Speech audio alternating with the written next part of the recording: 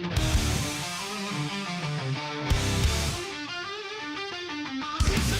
Thursday night. I see Crispin's wearing tights. Spam is getting in the bath. Young David's full of wrath. Paul is tightening his straps. Where on his apron you saps. Technical difficulties. They're really such a crime. Technical difficulties. They happen all the time. It's Yellow Belly Tabletop time. It's Yellow Belly Tabletop time. It's Yellow Belly Tabletop time. Cheese Me is on day release.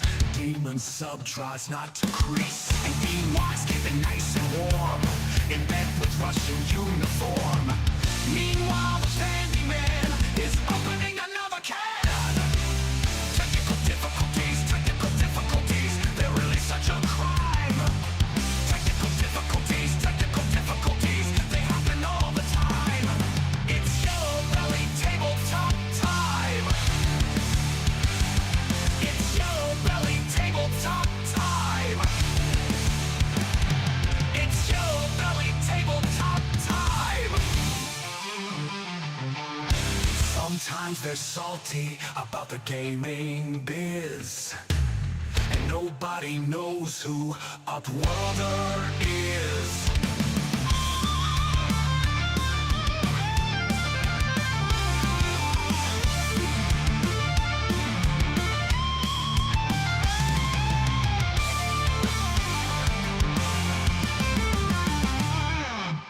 Technical difficulties, they're really such a crime.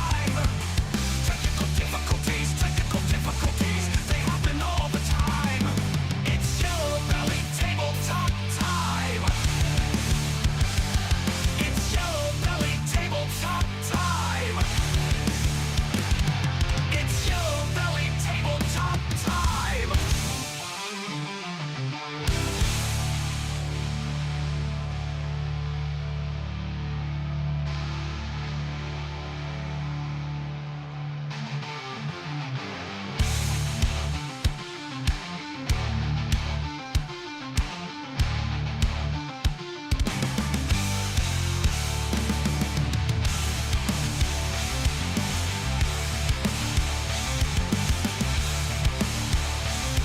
It's Yellow Belly Tabletop time.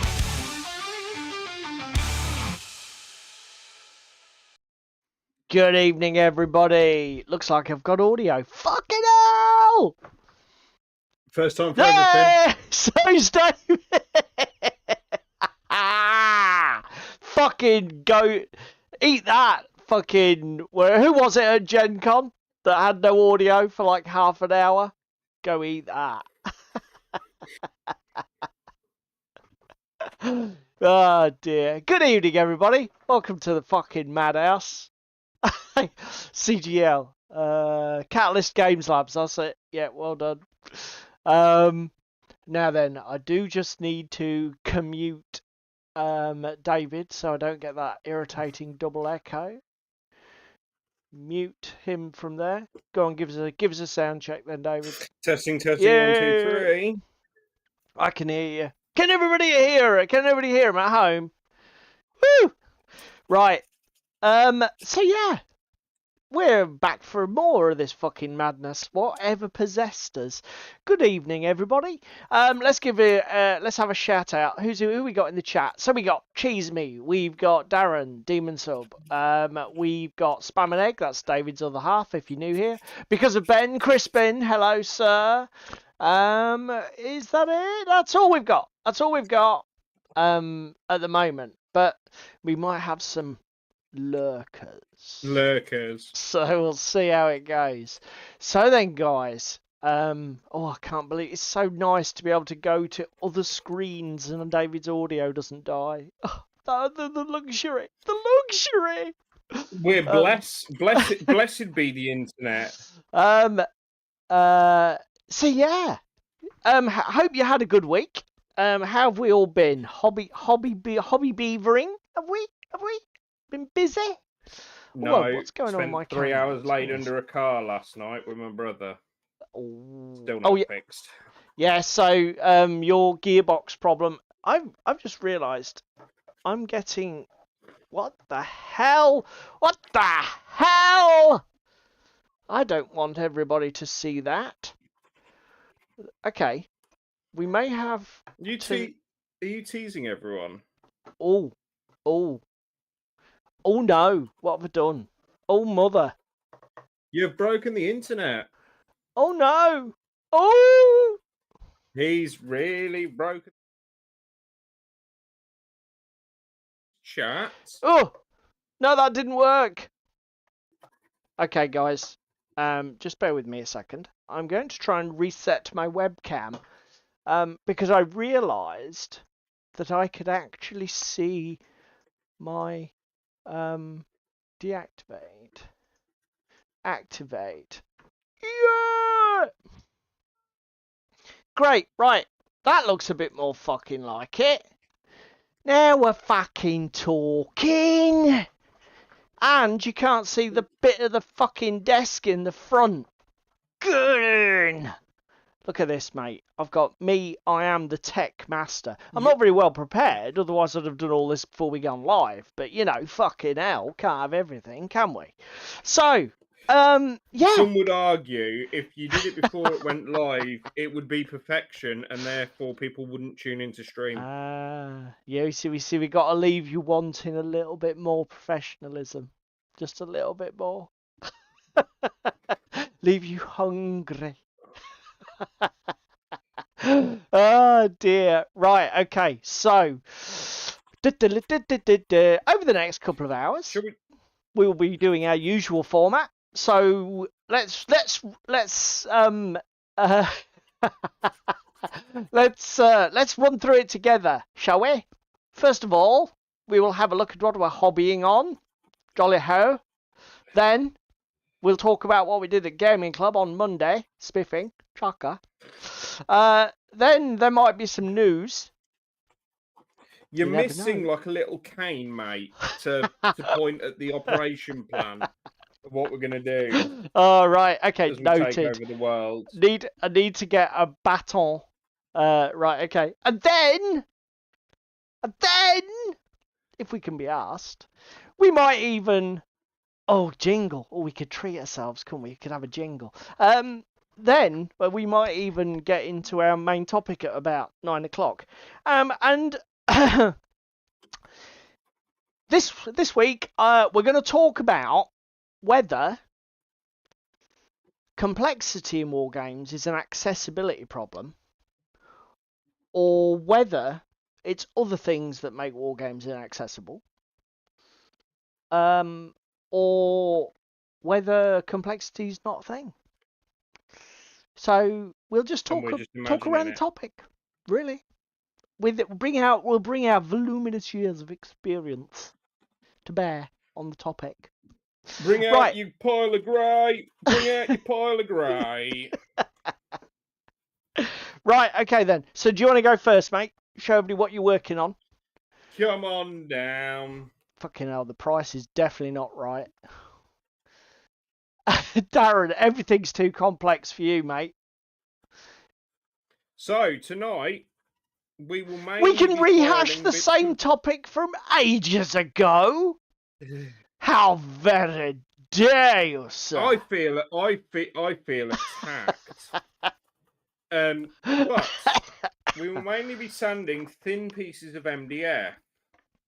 Okay. And the reason we're sanding thin pieces of MDF is because we're going to railroad this discussion and build some track. So we've got some straights to build, we've got some curves to build, and we've got some points to build. Now, the only question I have, boys and girls, is I have this, like, connector on the end, and it will pop out. Okay. It would go into these. Oh, I see. But I don't know... Go on. I don't know if I should pop them all out, because then they snap onto, like, where the rails go, and it's just going to be sketchy. Because you've got two rail sets trying to come together at a head there, and you've got to have a floating end. I don't know. What do we reckon? Do we reckon it's gonna live up to? Oh, that's a bit keeping on the fucking right track, weird. Yeah, it's really shit from Sarissa. That doesn't.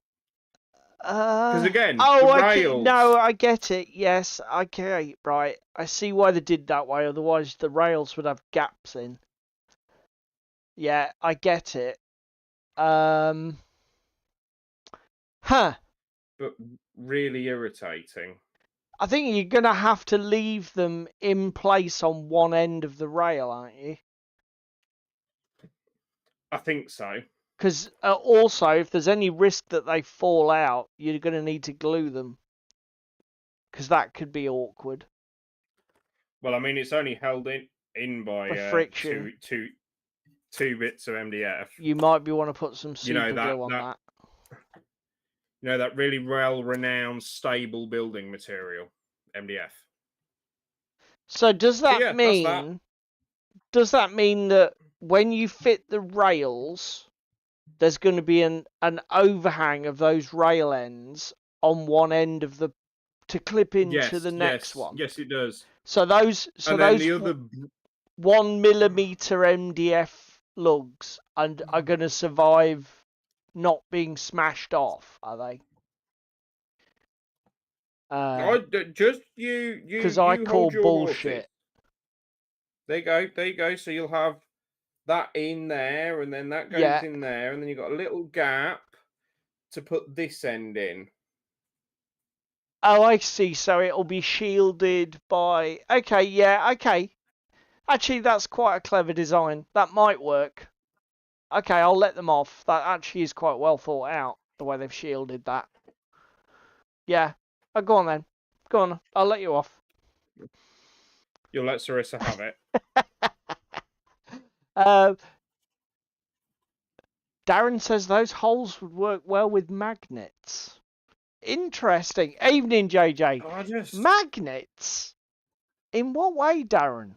What, to hold them down, do you think? Or to hold the rails still?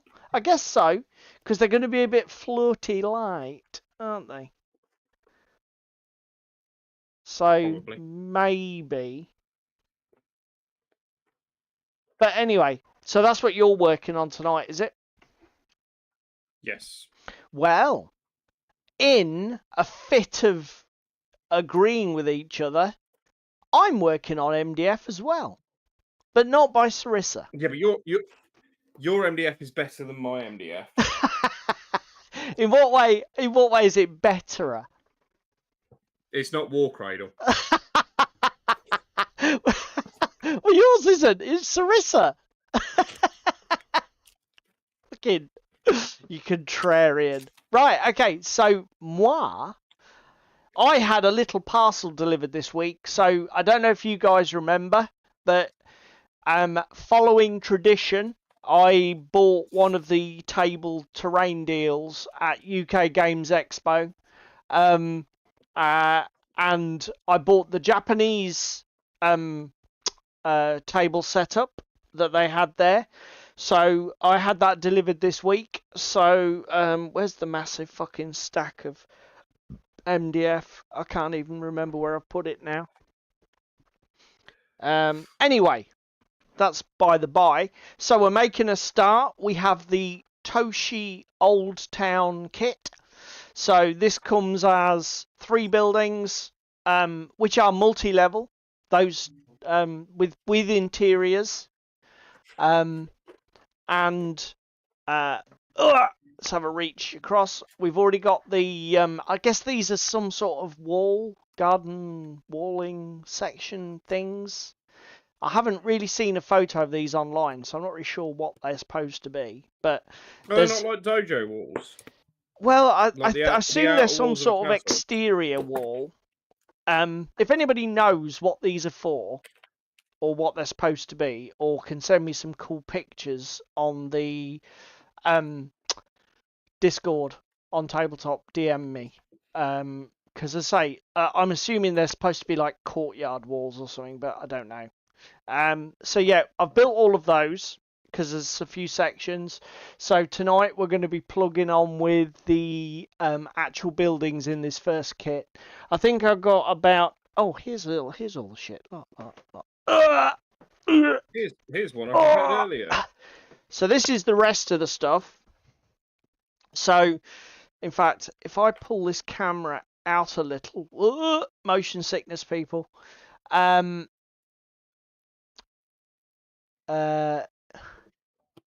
That yes, I know they're walls, cheese me, but I don't know in what context they are sort of like supposed to be used. Well, they tend to keep people out. We got the Ochaya Gardens set with the pond, bridge, little temple building, and some little scattery pieces. You're gonna do a little resin pour in that pond? Fucking cheese me. They're wally walls. Piss off, mate. We have the Koraimon Gate. Oh, I wish it was painted. Sadly not, though. I've got to do that. But this is sort of like a castle gatehouse thing with walls that blend in. There are more walls so that you can extend the walls around the gatehouse. I'm noticing a theme. You've got a lot of wallage. Then we have the... Whoa! Careful, Paul. Easy. We have the Yagura Tower with rather cool little archery butt piece of scenery thing. Again, with more of those exterior wall sections, which is rather cool. Again, I guess this is to sort of form the centerpiece of the castle. And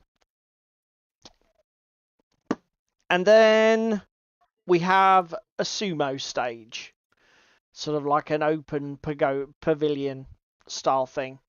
So, yeah, got plenty to be going on with. Obviously, we're not going to get all of this done tonight, but we'll see how we get on.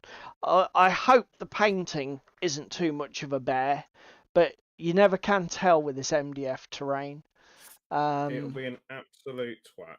Fucking cheese me, wally walls, wally wall-like walls. Yeah, okay, cheese me, we get it. Thank you.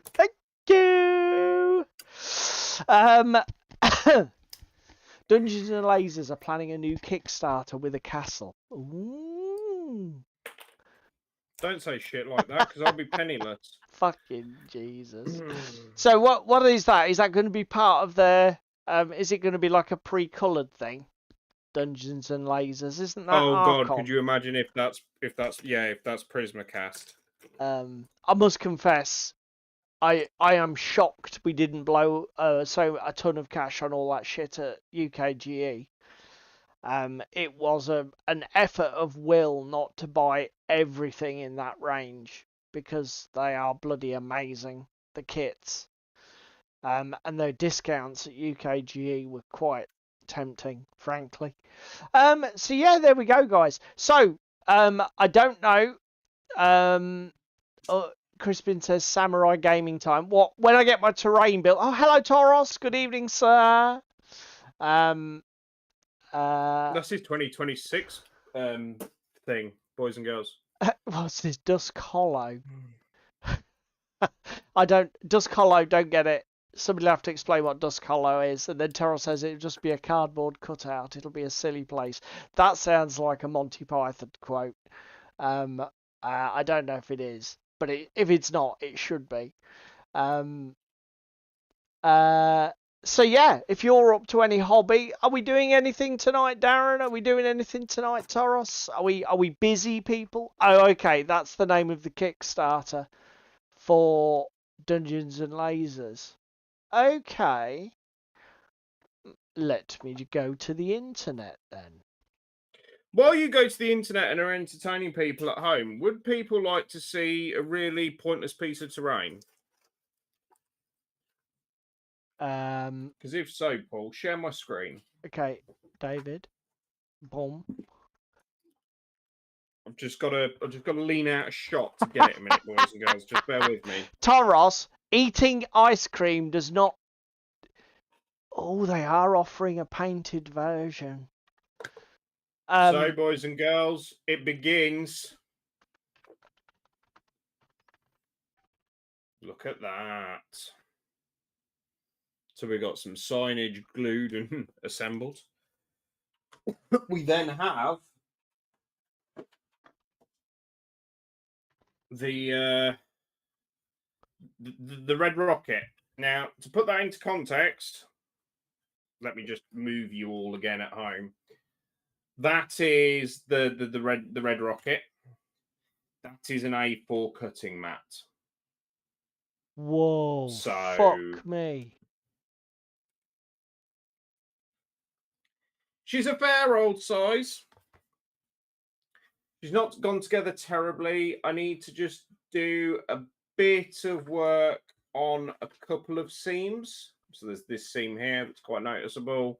A lot of the interior seams are quite bad because the walls are a lot smoother. But with the help of Vallejo plastic putty, you can hide your seams.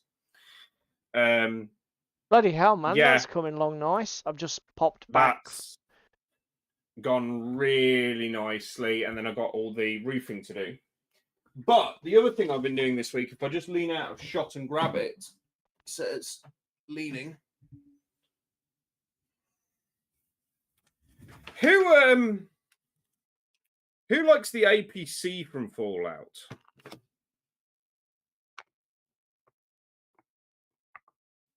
Ooh. Because is that from one of the games? Is. That's from Modiphius. Which and game's yes, it that is from in? one of the games. Fallout 4. Okay, I haven't played that one.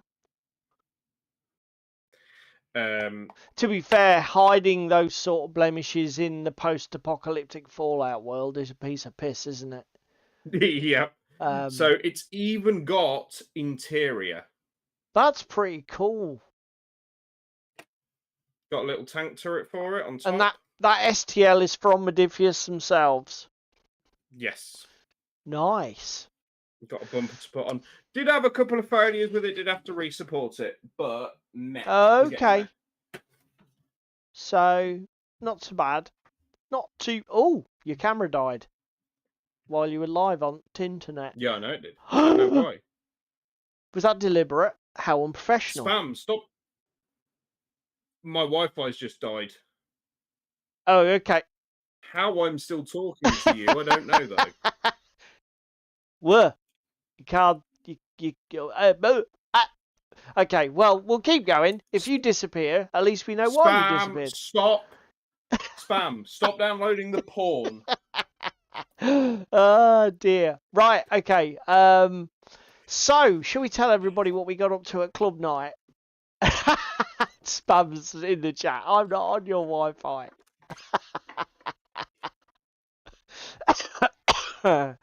Right, okay. So I don't know if this can anybody shall we tease, can anybody guess, looking at the back of this miniature and maybe that one, guess what we played at club on Monday? Here is a test. I don't think anybody will get it. Oh, damn. The duck's in shot. Well spotted. No. Cheese Me spotted the duck. Wrong manufacturer, Cheese Me. Yeah, so that might give the game away. I didn't realise the duck was in shot. I just thought we had the two robots. So we played a 3-player game of Mutant Warzone, isn't it? Zone War. Zone War. Zone War Year Zero, or whatever it is. Yeah, okay. By the mouthful of the game. By Free League. In fact, I shall be back in just a second. You're going to be coy and lean out a shot and get your box, aren't you? Yes.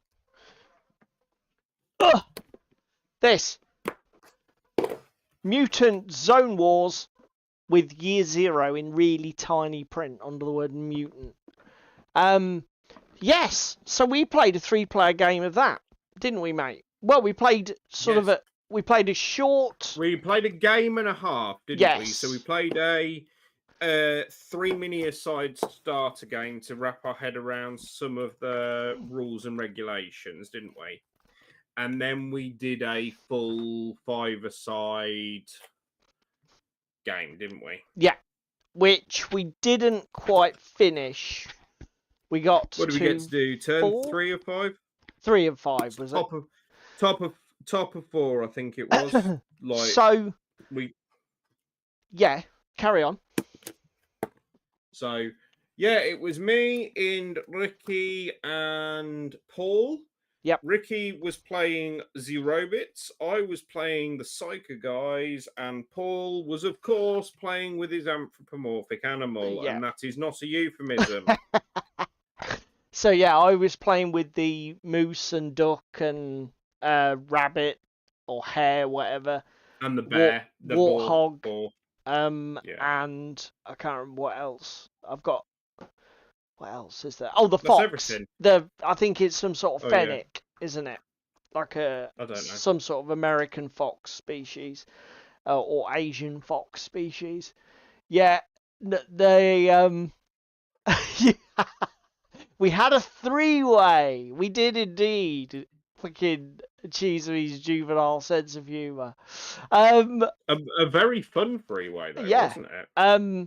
One of genuinely the best first times of ever learning and playing a game. Yeah, in my opinion.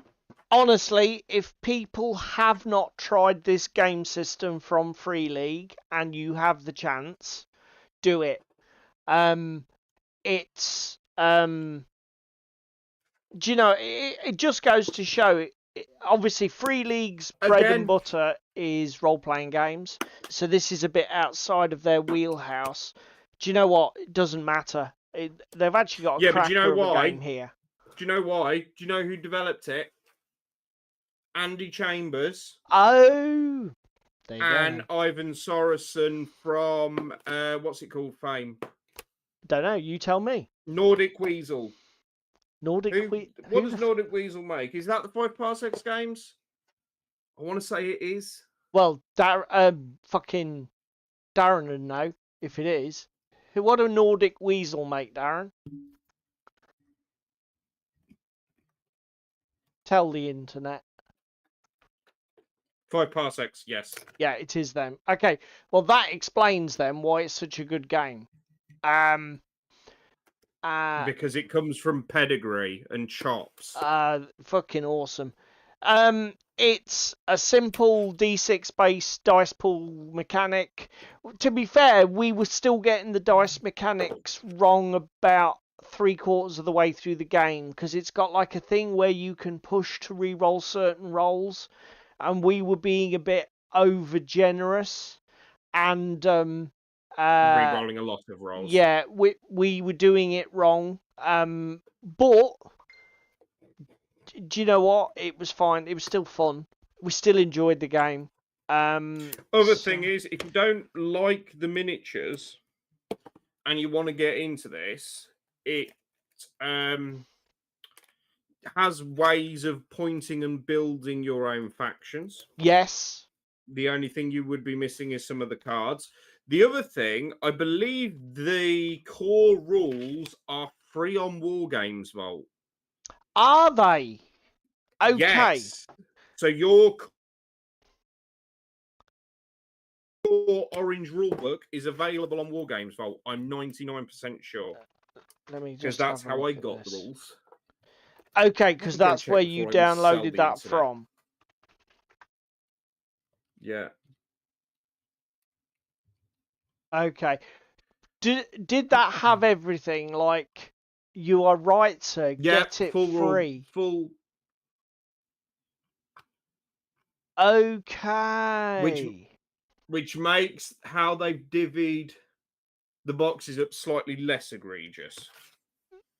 because at least I can have a digital copy of the rules. It's funny you should mention it, Toros, but it definitely will be part of the conversation. Yes, okay, so this goes to mitigate what was my only complaint, and we did sort of raised this at the time. I'm not overly chuffed with the way that the product's marketed. So you have this core 2-player box, then you have an expansion box with 2 other factions, a campaign book. But one of the biggest ball aches is that there are card assets in the game. So there are equipment cards, artifact cards, event cards, and you get a whole selection of those in this box, and you get a whole selection in the upgrade box that you can't really use unless you've got these as well. So, well, again, should we go to the most egregious thing? You get tokens in both boxes, but if you want to play a game that revolves around artifact objectives and you need the tokens for it, you better buy the core box because they're not in the expansion box. Yeah. So, obviously, David bought one box, I bought the other box, which is sort of fine. But let's say, for example, we want to play a game where we blend the contents, like the event cards and the artifact and equipment cards from both boxes.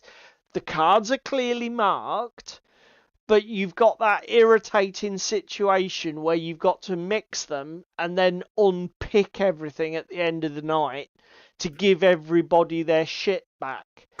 And it doesn't make a lot of sense.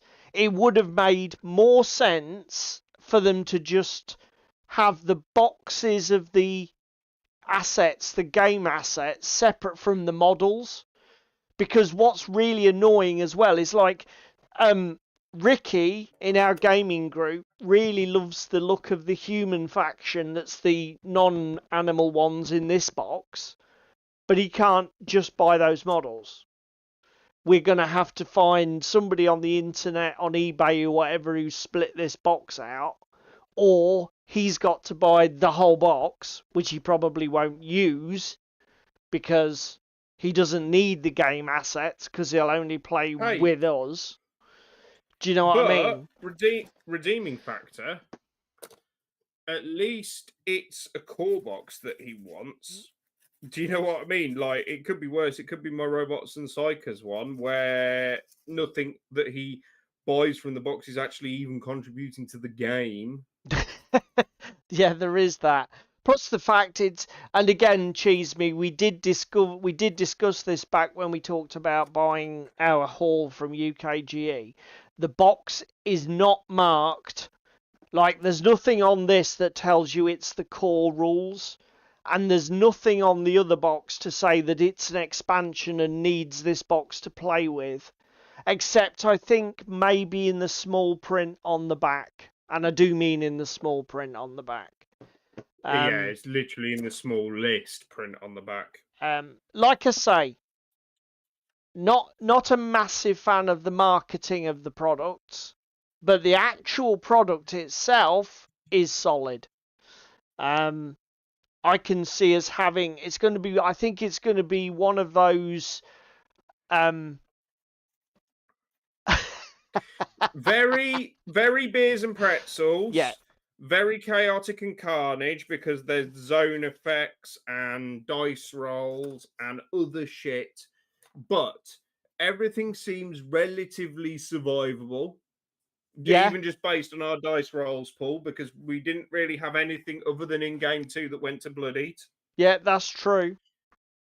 And obviously, secondly, it makes a D6 field game actually not feel so spiky. Yeah. And I don't quite get how it's managed to do that. I think it's because only successes on a 6. Yeah. I mean, the dice mechanic is far from pushed. It's actually quite difficult. Each dice only has a 13 or whatever, 16% chance of delivering a success. So it's a really, and mostly, very rare you're rolling 7 dice. Well, even with peak base stats is 5. Yeah, and then you've Isn't got it? to have equipment enhancements to get you up to even 6, haven't you? Except for one 6 or exception. 7. But yeah, there's another picture. So some guys replayed our Frostgrave scenario. The second group played our Frostgrave scenario as well. So I wanted to include this picture, because I'm really pleased with how my pyramid came together. I finally got it, the 3rd tier printed, and I got the whole thing painted and assembled. And I was really pleased with how that looks. That was some let me get the guy's name. If I will show that off more next week, because I intend to enter it in the painting competition. But that is by a user called GE32 over on Cults 3D. He's got some great sort of lizard man adjacent terrain packs, which is what this is, that I've tweaked and rescaled specifically for use in Frostgrave. But I'm really pleased with how it's come out. And apart from my errors, I didn't have any failures or issues with his prints either. I managed to put one set of prints too close to the edge of the print bed, and the actual supports fell off and jammed the table mechanism. But actually, the files themselves were brilliant, and they've worked really well, perfectly. So yeah, that's what we got up to at Gaming Club. So shall we have a? Shall we just do? Is it mooch about the news? It's the part of the show that we have come to know as the latest salty blizzard of nerdy sorrow. More news than you can shake the salt at. More news than you can shake the salt at.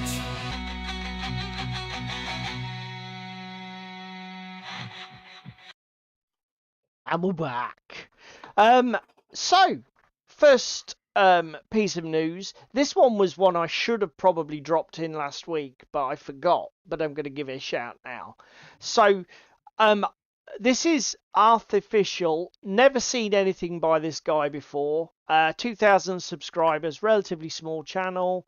I was intrigued immediately. Basically, this is a video singing the praises of this shit, which you don't see talked about too much. So this is the Vallejo Game Wash dipping formula. I borrowed. David was the first of us to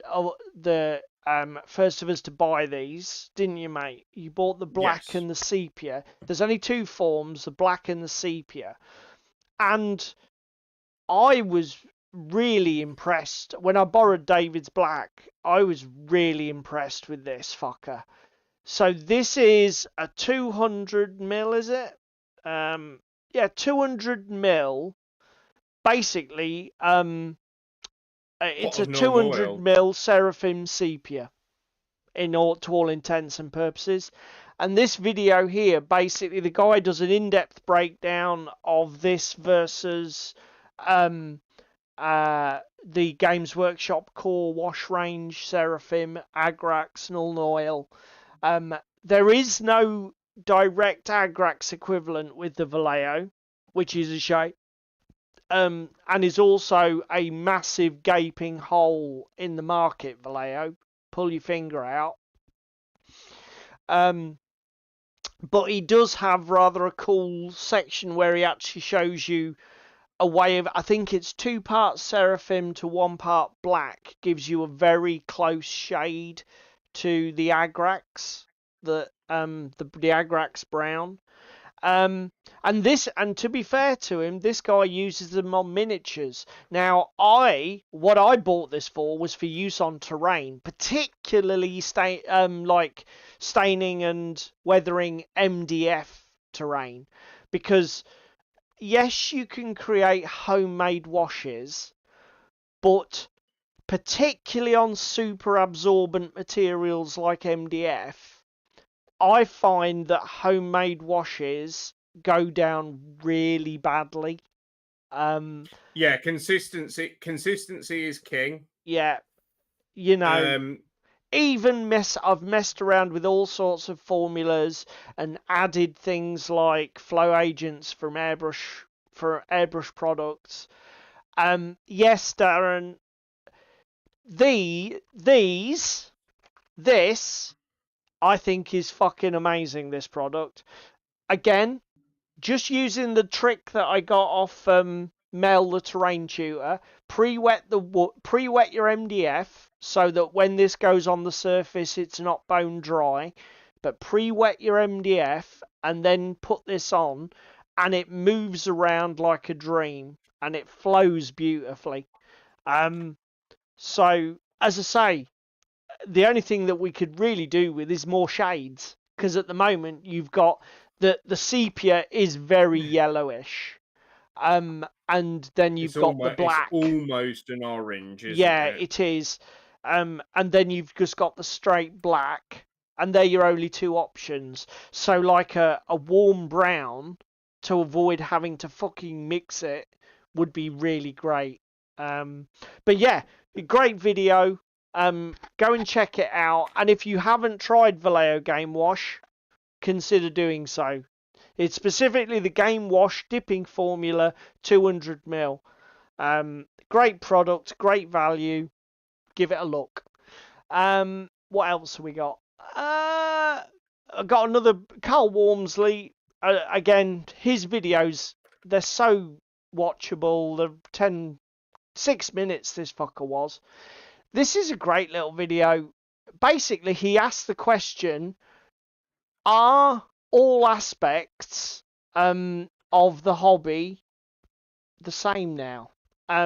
So he gives it, basically the narrative of the video is, miniature war games used to be about miniatures, board games used to be about silly cardboard components and stuff like that. Role-playing games used to be about books and theatre of the mind, and now all bets are off. People play role-playing games with massive scenery setups and huge collections of miniatures. You buy board games off the shelf and they've got miniatures spraying out their ass. And he basically discusses this homogenization of tabletop hobby into a miniature-centric experience. I'm not sure I entirely agree. I think there's still massive demarcations and, separation of the different types of people. Because I still think that there is a huge difference in the people who like miniature wargaming. Those people don't, we're still a million miles from the point where we can say, if you like miniature wargaming, you will enjoy board gaming, or vice versa. There's still a gulf there, which might feature in the main topic that we discuss later. But still, this is a good video. It's only 6 minutes, man. It's so watchable. It's great. And the best way to play RPGs is still theatre of the mind, which is the way we did it last time we played some RPGs, wasn't it, David? Yes, it was, to my disdain. Old school, innit? Right. What else we got here in the news? We're not all old and ancient like you. Yeah. I mean, I think the bleeding of miniatures, because I think the common denominator is this, isn't it? Little plastic Menzies. This is the common denominator that's bleeding across all aspects of the hobby. And you can understand why. because there's something universally appealing. We all, girls play with dolls, boys play with action figures. There's something about recreating a world in miniature that's got a universal childlike appeal. And now that the production of good quality miniatures has become so cheap and so easy, you can understand why that's bled into all of the aspects of tabletop gaming. But I don't think this one thing of miniatures has much to do with the actual nuts and bolts of those gaming experiences, which is probably this is a bit too deep for just a chat about the news, but one had to use the cardboard wooden tokens. That was a possibility. Exactly, cheese me. And like I say, I think replacing that with more interesting components is just a factor of the improvements in technology, manufacturing, reducing costs. Yeah. Exactly. Yeah, sort of like the old black and like chess or drafts even. Just look, my black discs, your white discs. Yeah. So like you say, that's again not everybody's cup of tea, is it? So yeah. What else we got? This was one that David pulled up and sent to me. So this was a Kickstarter called Tower of Death, was it? Tower of Whispers. This is one of your ones and zeros ones, wasn't it, mate? What made you send me this? Apart from it's obviously fantastic for Frostgrave, which is good enough reason as any. Yeah, this is the main reason that I sent it. The multi-level aspect to this, the fact that it's like perfect for Frostgrave, shall we say? It is very. I mean, to say that this is made for Frostgrave, I don't think is a stretch. I'll be surprised if anything else was going through the guy's mind. But there is one drawback. It's modular, but it's not overly modular, is it, Paul?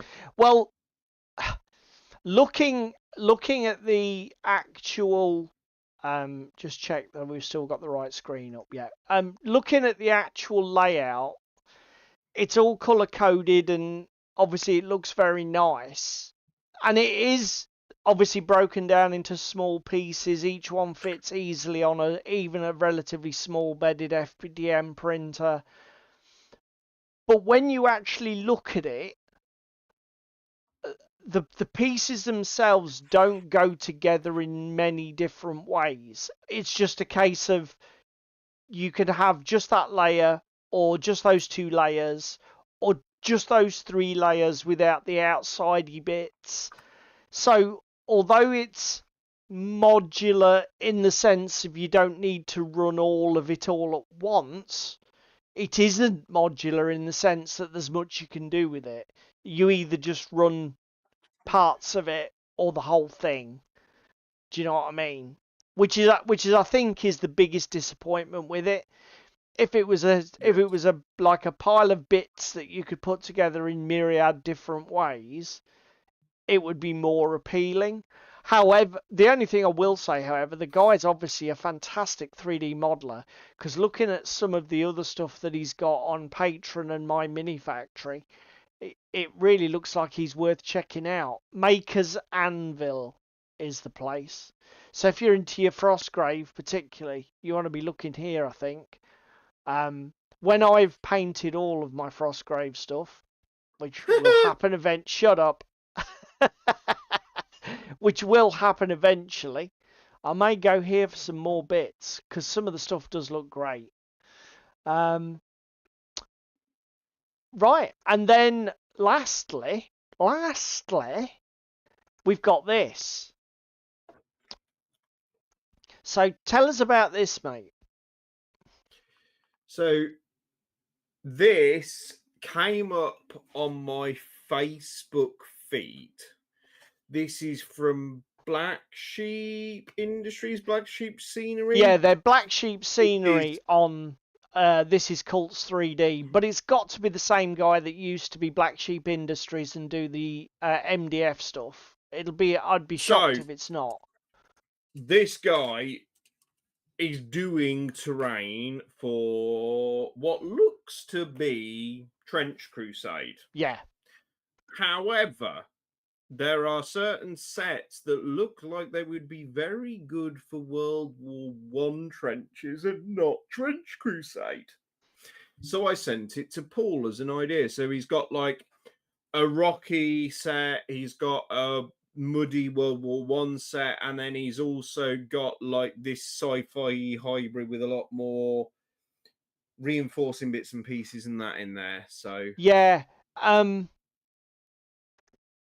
to be fair, like when I started looking at this, these are the pieces that interest me most, in that they're little modular squares that you can print and then stick together to form modular maps. But his later designs, or his more recent designs, are, if I go to here, can I show you? So the more recent ones are, is this it? Yeah, okay. So this set, it's not easy to see. So when you look at this, you think, oh, are we gonna? Right, okay, so this is clear. This is clear. Just let this load.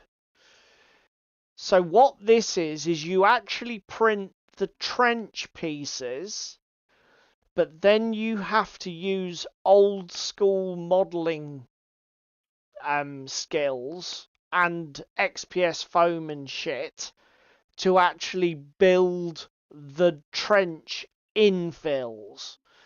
So these 3D printable sections will allow you to build much more interesting and varied layouts, but there's a fuck ton more work in this than there is in the just print a fixed, whatever it is, 4x4, 6x6 block, and then push all the blocks together.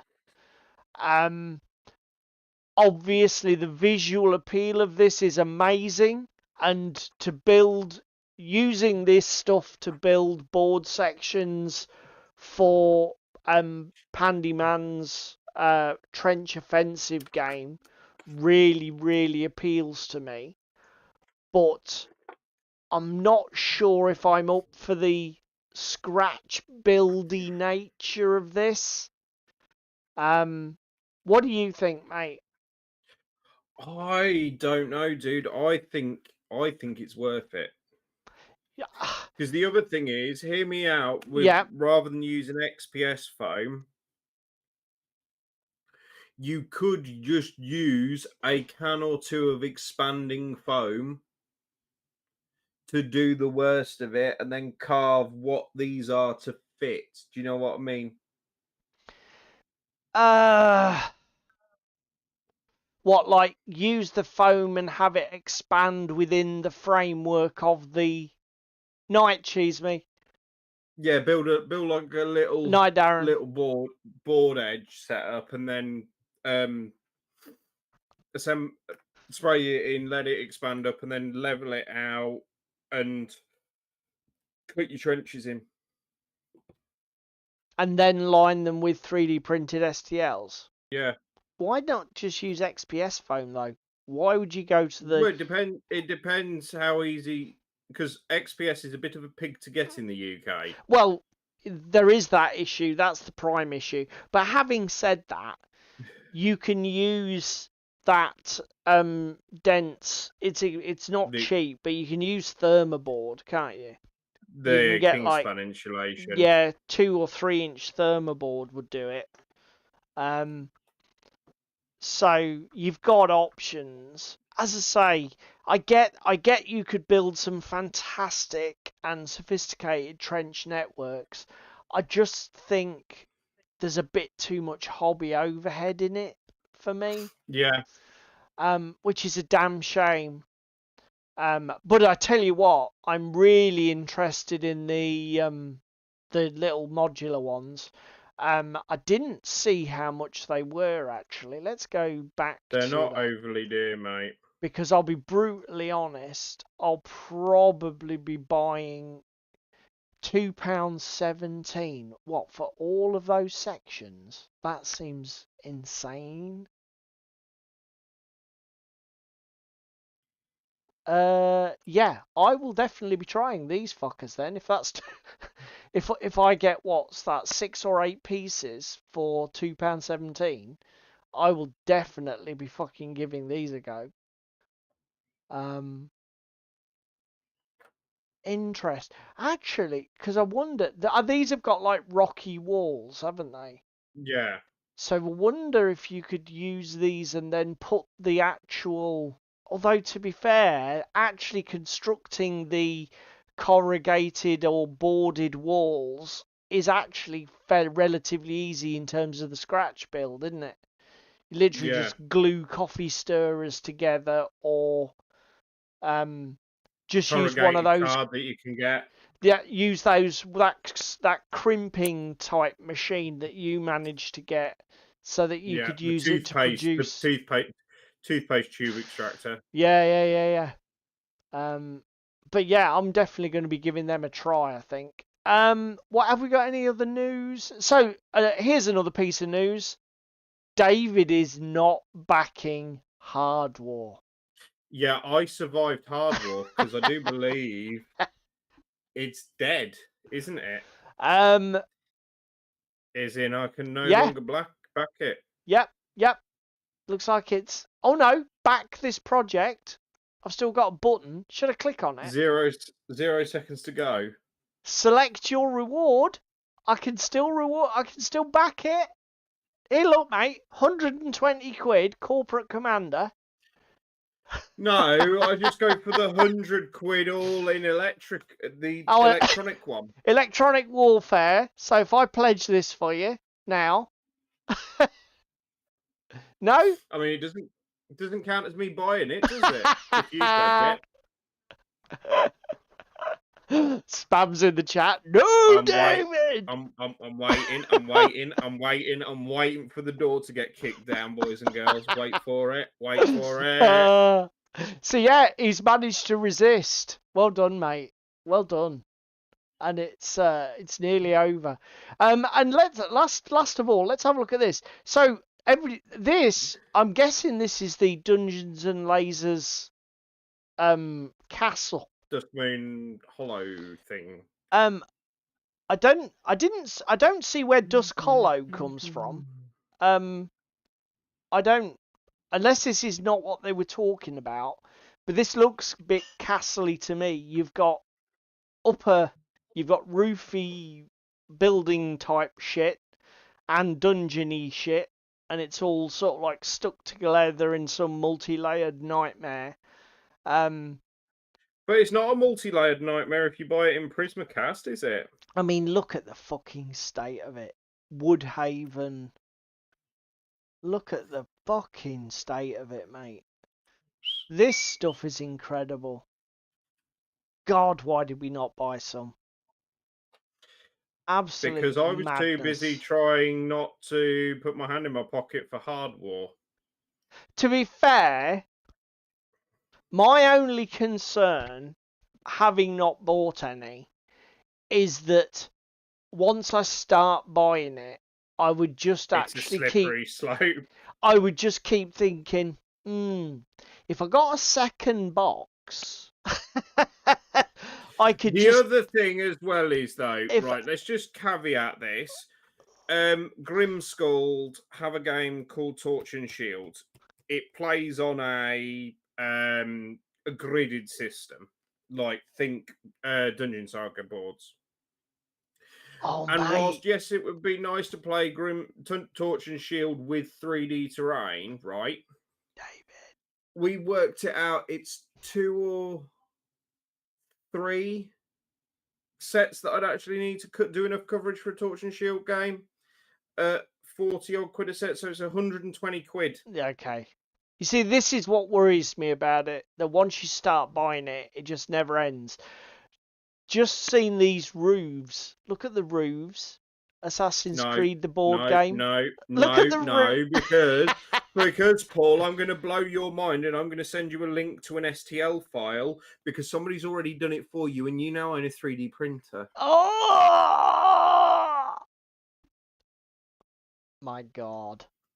Right, Ewok, hand in your pocket for fiscal reasons, or just fapping over. Well, the clue's in the name, Ewok. Hard War. Oh dear. Played a bit of pocket billiards there. I've just realised I've got my apron on inside out. That's no fucking good. Let's turn this bastard round. So Paul can't even get dressed. I can't even dress myself. That's how much of a mess I am. Look at that. It's even 9 o'clock. Right. Ugh. Did we do that seamlessly? We did. Like we've done this before. Yeah. Right. Okay. So before we get into the main. That? Oh fuck. Before we get into, pardon me, the main topic. Yes, it is 5mm. Ewok. Don't knock 5mm till you've tried it. All right. What's this? What's a 5mm game? Hard War. It's 6. Oh yeah. Well, it's teeny weeny scale. Oh, actually, did you see the latest update regarding Epic Warpath? No, I did. Well, I might have done, but if I did, I slept and forgot it. So what? If you backed Epic Warpath and you backed for some STLs, which lo and behold I did, obviously they are coming via my mini factory at the same time that they dispatch everything, and everything should be dispatching within about the next week or two. Okay. So I'm calling it now. I'm going to be away on holiday for a week, and Epic Warpath is going to be sat outside my back door. So do you reckon that's when we're going to get it? That week in August? Yeah. Oh, actually, that's a good... Do you know what? Before we get into the main topic. So, public service announcement, everybody. There may not be a live stream week commencing August the 18th. So, for you guys, that is Thursday the 21st of August. As David is away on holiday and I'm on annual leave from work, so I don't know what I'm going to be doing. I may be at home. The wife we may be going away for days out or whatever, but my diary will be cleared. So luckily we are both unavailable at the same time. It's almost as if we synchro planned that. And I can guarantee we didn't. That's by sheer accident. Which tells you everything you need to know about the way that we roll. So yes, just as a public service announcement, there will be no live stream, or more than likely, party ever. No live stream.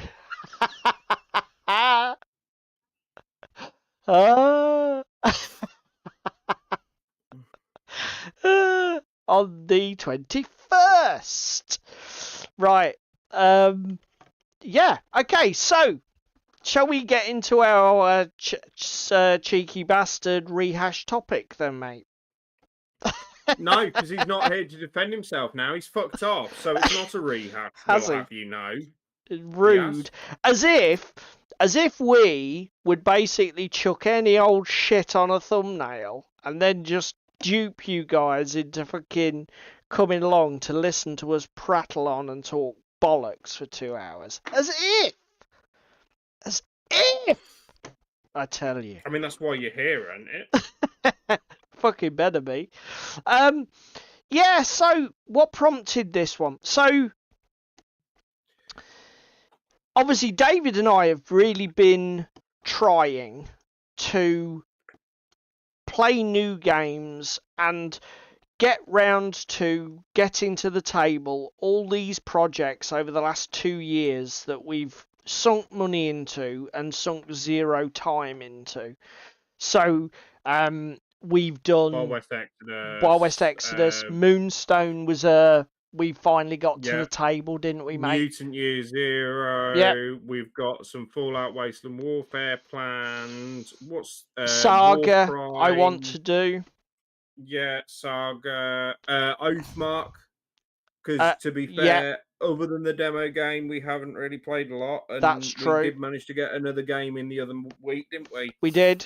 So we've sort of like increased our, and we actually sort of started to explore the system more fully. Another one that, do you know what? A game that I would, you tried Malifaux, didn't you? Yeah. One game that I haven't played literally for years and want to get to the table is Batman Miniatures again. So that might end up being one that we go back or we explore. I'd like to get some Drop Zone back to the table again. Yeah. Although, to be fair, Drop Zone isn't so much new for us. We just haven't done it in ages. You've still never tried the new Kill Team. No. Bloodfields. Oh, Mythos. Yeah. Yes. So we've still got plenty to go at. But look at it this way, boys and girls. We could play a new game every month for probably the next 18 months to get through our backlog between the two of us, couldn't we? Oh, easily. I mean, fucking hell, we haven't even started on Star Wars Legion. You've never played Firefight, have you? Yes, I have with Ricky once. Dead Zone. Yeah, never played any Dead Zone. Yeah, let's not get into that. Anyway, basically, we were talking about some of the new games we've been playing, and obviously we do have. Our perceptions are a bit distorted in this regard because we are veteran wargamers. But we started talking about the different accessibility levels of these various games. Well, again, what really prompted it was how well Mutant Year Zero played on Monday for a Game Zero session. So we had never played it. We did probably, 15 minutes of reading the rules each? Yep, something like that. And having a look at it. And then we jumped balls deep into the game. And we were having fun. Yes, we got things wrong. But it's all really accessible. Works really well.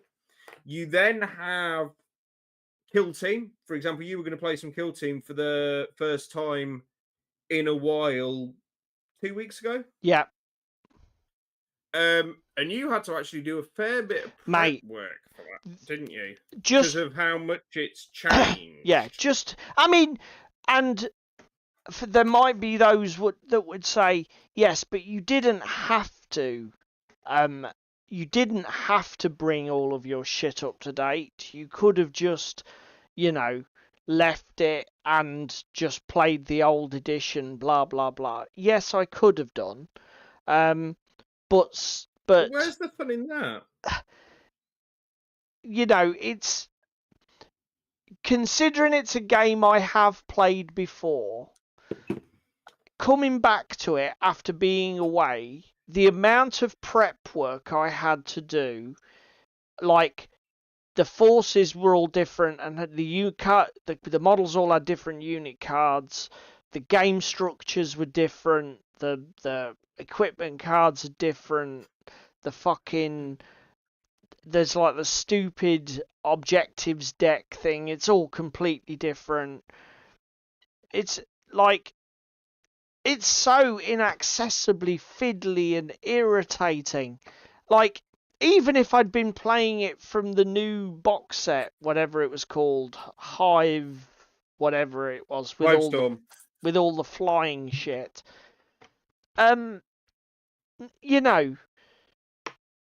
just even you've got the core box for Zone Wars has got a shit ton of cardboard terrain, that you stick together. I've got some of it here. So you get playmat, coloured cardboard terrain that goes together with a bit of glue. One-piece miniatures with no assembly. And colour-coded for the fact that it's a two-player starter, yeah, the equivalent of... a 20-page rulebook, question mark? Something like that. Yeah, sounds about right. Do you know what? Even if I'd have bought fucking Kill Team Hive Storm bollocks or whatever, there's shit tons of plastic terrain, all needs assembly. Miniatures, all need assembly. No one-piece fucking push-fit models in there.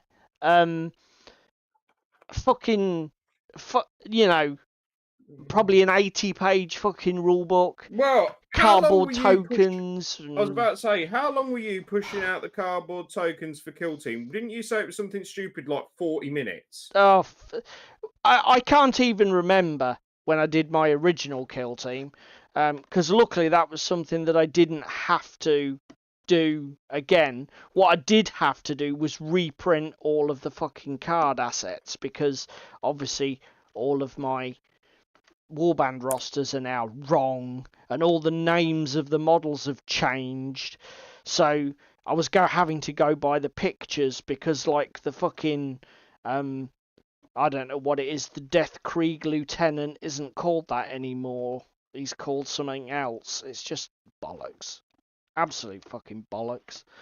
But yeah, what the fuck is it with my camera? I don't know, but it's glitching.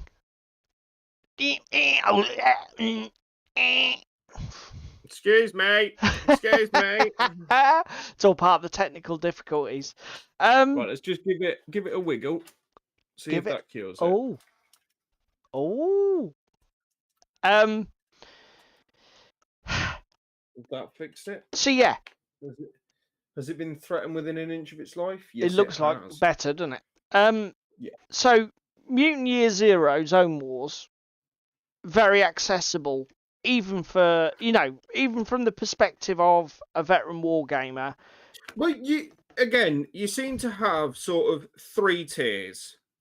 You have what we'd probably classify as beers and pretzels games, or the uber accessible games. They're really easy to get into, Mutant Year Zero Zone Wars being one of them. You then have the other end of the spectrum, which is the super complex fucking will give you a migraine if you look at it. Infinity, anybody? And the fact that it takes you about 8 games to actually understand what the fuck's going on before you start playing the game properly. And then you have like middle of the road games. And the reason I say they're middle of the road games is Frostgrave. Frostgrave's kind of a prime example. Frostgrave is very accessible, very easy to play, because it's a D20 system and the core rulebook itself isn't overly expensive and everything else. Yeah?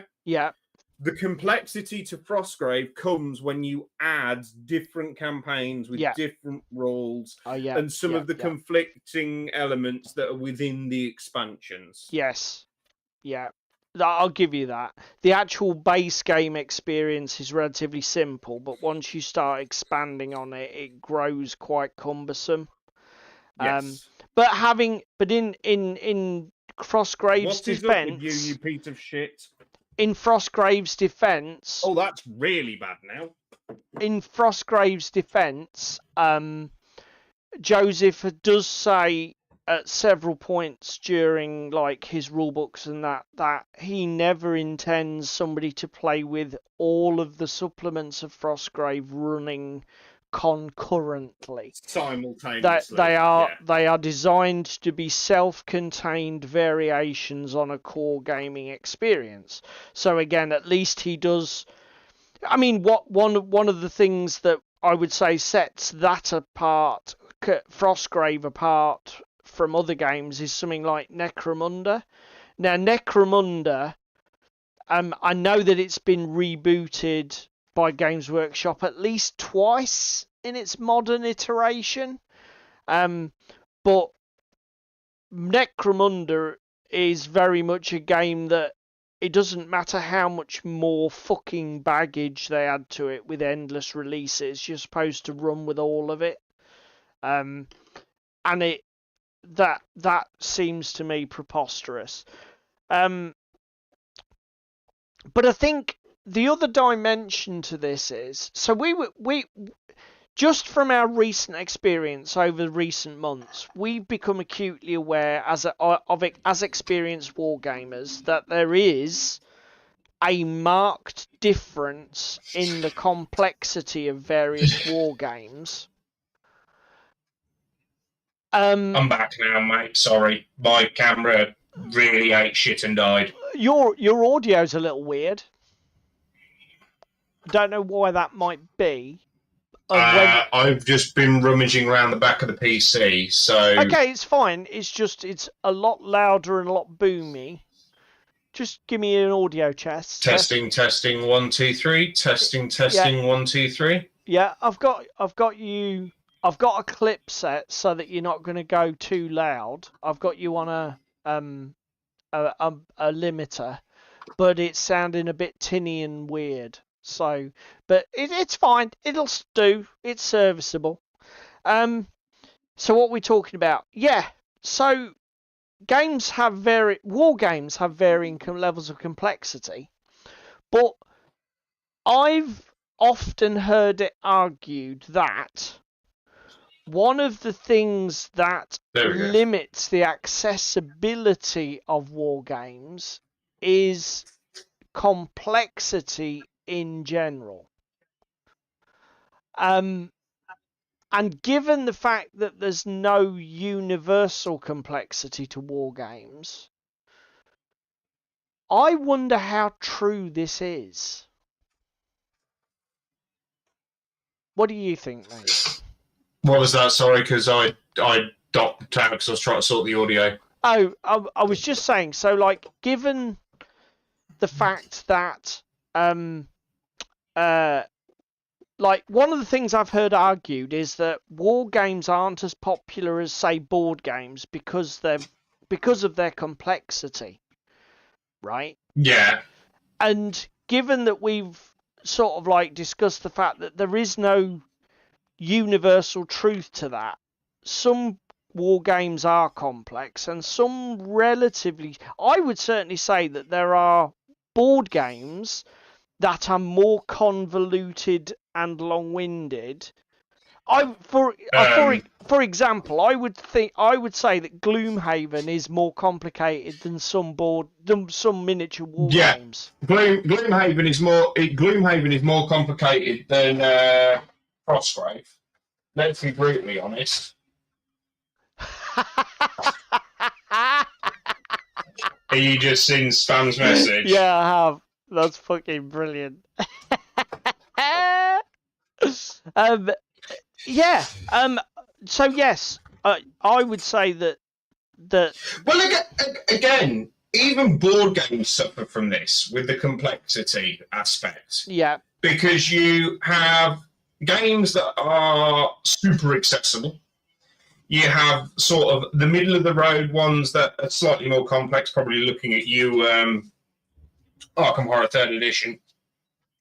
And then you have the migraine-inducing games, which are, shall we just mention, Voidfall? Yeah. And leave it at that.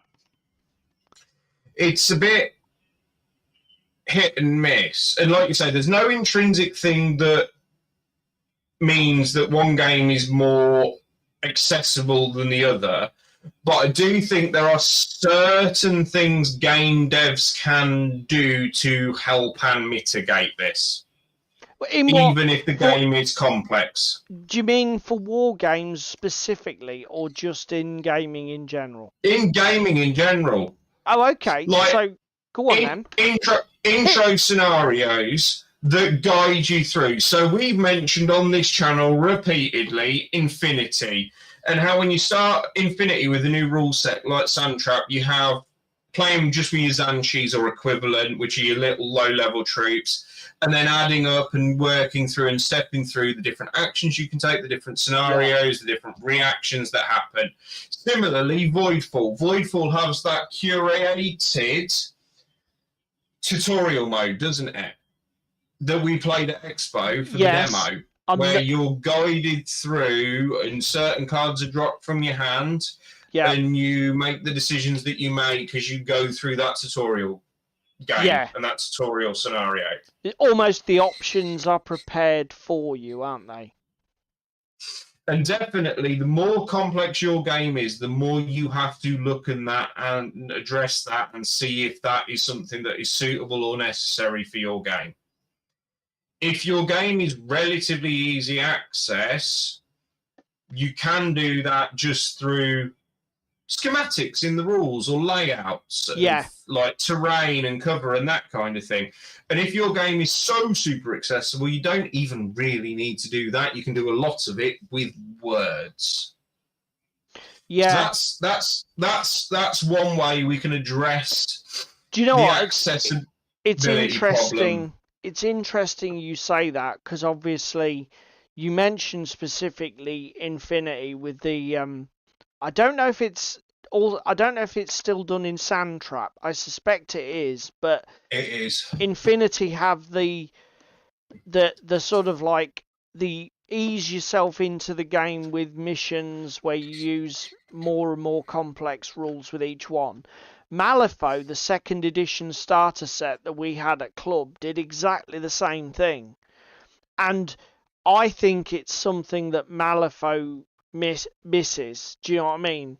I think the fact that it got panned and dropped from third actually made the game more of an obstacle to enter. Definitely. I think it was definitely something that Malifaux benefited from, because it is a very complicated game. Once all its bits and pieces are running and all the different rules of all the different models are interacting with each other, it's definitely up there for complexity. Shall we go to the next thing about accessibility? Yeah. For me, it's how accessible are your rules and or the changes to your rules. Right. So you've just mentioned Kill Team. Yeah.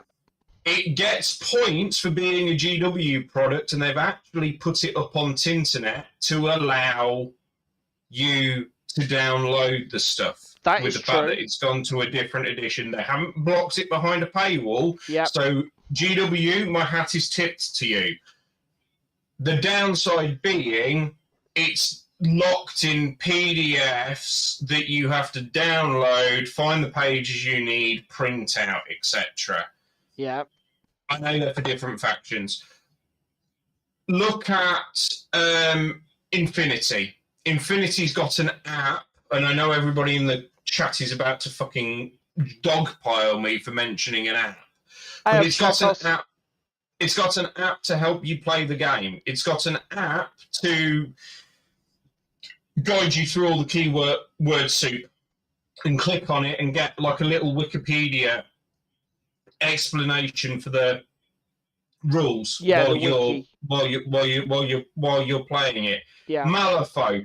Everything is free to list build, play with, look at on the Malifaux list builder.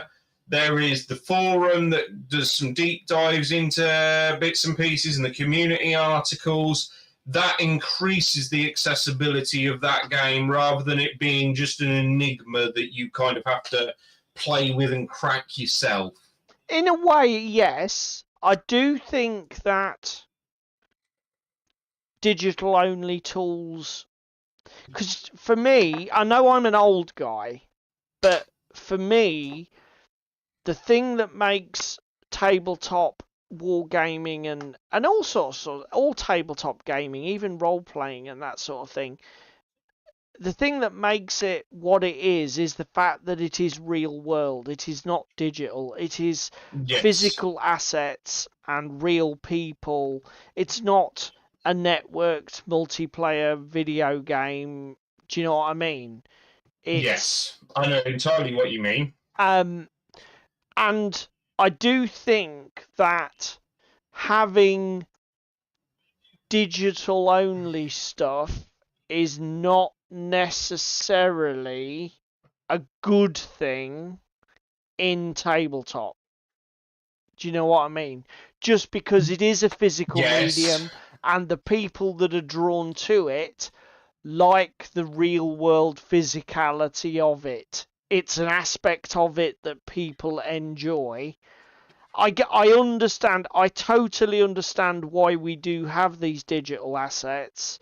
And they're not useless by any means. I mean, we were just extolling the virtues of a potential universal digital platform as a reference point for Well, I think the thing is, printing physical assets.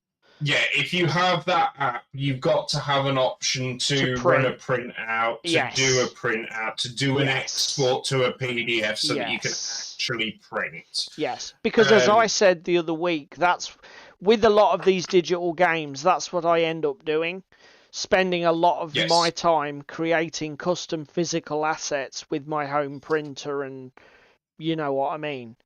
Yes, I know entirely what you mean.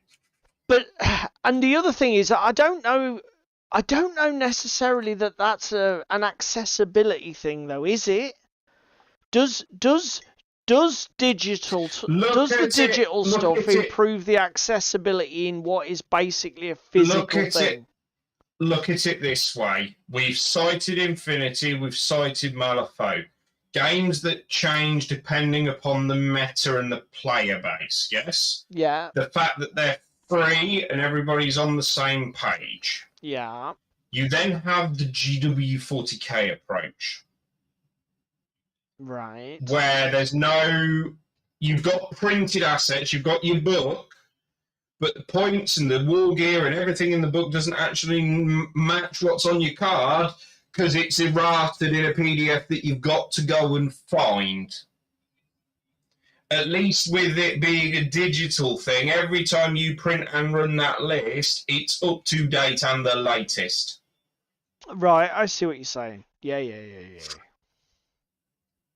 But then again, that problem can be addressed by just not changing things every 5 minutes. Yes, I appreciate that fact, but again, we're trying to cover all of wargaming's accessibility problems here. I mean, again, we've mentioned it before. Let's go a little bit to the board game miniature game crossovers, and we're mainly looking here at Mythic Battles Pantheon and God Tier. Yep. So God Tier, we've mentioned it before, we're not going to fucking tar this over and over again. The dice are not accessible outside of the core game boxes, which is really irritating if you want to just buy 3 factions and play the game. At least with Mythic, you have to get the big box set to start playing Mythic. Do you know what I mean? It's that style. So, bad points there for Steamforged. The complexity from both of these games come once you've mastered the dice mechanic and the probabilities of the dice mechanic. It's the synergy between all the character cards. It's the synergies between what you pick and what your opponent picks for certain games and drafts and things like that, isn't it, Paul? Yes. There's a layer of complexity there. Well, and the beautiful thing with it is you get to choose how into it you are or aren't. Yes. How much of a give a fuck you are about that particular game determines your level of investment, doesn't it, really? Well, I think as well.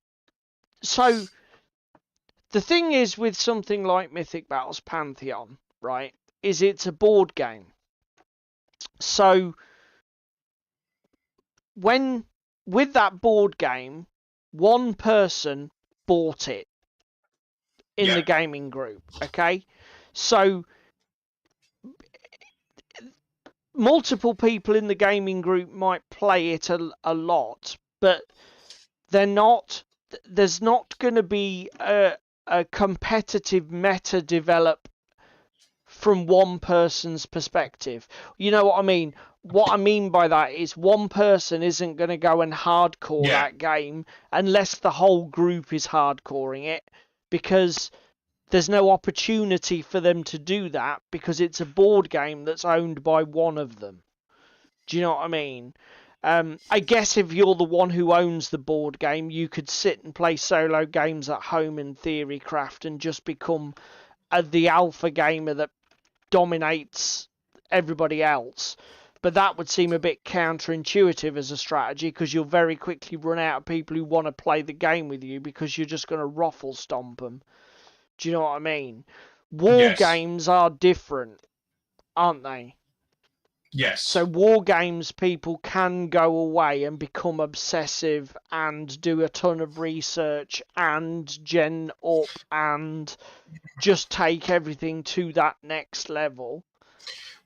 Whereas other people who are playing in the same sort of group, gaming group, can just be a bit more casual about the whole thing. I suppose the best example here is probably Magic and Commander. Exactly the same is true. You have to have that curated discussion before the game to find out what page everybody is on. Yeah. And again, I think funnily enough, though, this is interesting because we've sort of struck upon a dimension that we hadn't really talked about when we were talking about this topic, and this is this concept of one of the things that actually might reduce the accessibility of wargaming. And I hadn't really thought of this, but it may be linked. So one of the reasons wargaming is not as accessible as, say, a board game is the fact that, unlike so just to spell it out, let's say I go and buy Scythe and I say, I'm going to bring Scythe, so we're all going to play it at X board game night, whatever. Everybody else all knows all they've got to do is maybe watch a video on how to play it on YouTube and come ready to learn a new game, right? Yes. If we say, okay, we're both going to get into War Game X, both of us know that there's a certain amount of pressure on us to find out what the factions are, what are the models, how are they retailed, how do I buy a collection, where am I going to start collecting. Do you know what I mean? I hadn't considered that, but I think that I wonder if that's more important for the accessibility of wargaming than the rules or the complexity of the game. Yeah. Because that element of having to be responsible for, what's the word I'm looking for? You've got to like curate and foster your own interest and passion. Aside from what everybody else is doing, you've got to do your bit. Yes. And you're dead right. Collectible card games is exactly the same. You have to build your own collection, build your own decks. Do you know what I mean? It's not a case of somebody says, we're going to play Commander, I'll bring all the decks. That doesn't happen, does it? That's not how that works. Not really. I mean, it can happen, but that's not by design. Though that's interesting. That is really interesting, mate. I think that we're on to something with that. And I wasn't expecting it either. Because it totally didn't make sense to me that, oh, well, nobody plays war games because they're really convoluted. Because, like I say, I've played some ridiculously convoluted board games, Gloomhaven, recently, and they're insanely popular. Do you know what I mean? Yeah. And it's like, you look at it and go, why the fuck is this as popular as it is? And maybe it is. I suppose Gloomhaven's popularity comes from the elements and the fact that it is almost a D&D campaign. with the legacy aspect and everything else. And what is it easier to do? Get people together to play a RPG, or is it easier to get people to invest and play in a board game? Because it's probably the latter rather than the former. To be fair, if you advertise Gloomhaven as just a board game and you pull the wool over everybody's eyes until the session, I see what you're saying, but I don't think it's a factor. And I'm going to say, it's like this, right? You and I have played proper role-playing games, right? And by the same token, we both own games like Dungeon Saga and League of Infamy, and we've played Gloomhaven. You and I both know that none of those games are anything to do with role-playing, are they? No. They're just board games. Let's be honest. Yeah, they're games masquerading as... Yeah, and I don't think anybody who has played role-playing would fall for the trap of playing any dungeon crawling board game and being surprised that it's not a role-playing experience. And if they did fall for that trap, they'd only do it the once. Do you know what I mean? Yes. You'd only play one of those board games and realise this is absolutely nothing like what I know role-playing to be. Yeah, it's very, very railroaded, very scripted, and I understand why, because it's a board game. Yeah. It isn't supposed to be. If it's a board game advertised as a role-playing game, or like a legacy game and a pick-your-own-adventure game, looking at you, Bloom, make it more accessible than it actually is, mate. Like you say, I think manufacturers putting those sort of claims on products, like, oh, it's a role-playing board game. I think that's just a thing manufacturers do. I don't think anybody who's into any of the genres would ever fall for it. Do you know what I mean? I just don't think that's a thing. Actually, can we talk now about manufacturers? Because I think it's a good time to talk about it. Let's do it. Because I'll be honest, this conversation's already taken turns I wasn't expecting, so fuck it. I like manufacturers that are improving the accessibility of a game. So two things come to mind here when I state this fact. Okay. I am thinking of, firstly, Fantasy Flight and Arkham Horror. Right. With how they repackaged the expansions into a big box and a little box per year rather than the 20 different card packs you used to get. Yeah, the old blister pack bollocks. Yes, the pricing has gone up accordingly, but at the same time, it's actually more accessible. It's easier for them to stock manage and stock hold, and it's not as nasty and as feels bad. I'll be honest, and secondly, mate, it's not actually more expensive. So, like, it looks more expensive on paper, but actually, what you say, when you factor in the fact that you'd have had 4 expansions at 20 quid a pack versus it's more than that. It's more than that. So, like, let's take most of their classic campaigns were a starter box, which was, 30 quid? 40 quid maybe, and then 8 packs at £15 each, which was a good price to get them at. Most of mine were between sort of £12 and £18. So let's say 15 average. That's 5/8 of that's 120 for the extras on top of a £40 starter box. So it's 160 a season. Yeah, and now it's a box for about 50 and a box for about 70. So it's about 120 quid. So it's cheaper. But also, Modifius, you get hats off for this because you've recently announced this. Fallout Wasteland Warfare is a game that has intimidated us, Paul, hasn't it?